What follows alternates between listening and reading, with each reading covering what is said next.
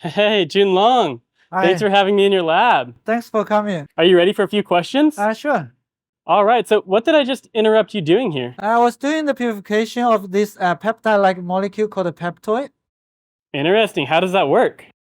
The way how we do it is like we put a lot of chemical together, then we use this automatic synthesizer, then we can get this peptide-like molecule called a peptoid.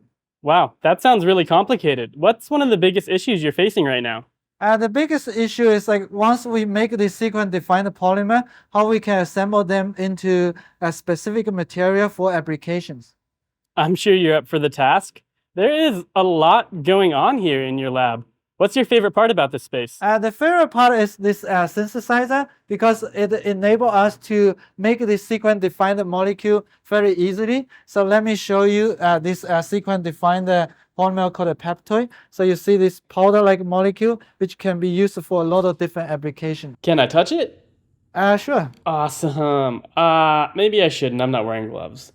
Can you share a surprising result from any of your studies? Yeah, the surprising result, like many years ago, we discovered this artificial membrane-like material. It really gave us a lot of opportunity to target many different scientific challenges. Nice. I like to hear it. So, how did you end up in this field of research? My inspiration really coming from when I was a kid. I had a lot of opportunity to direct interact with nature. Started with field research young. Nice.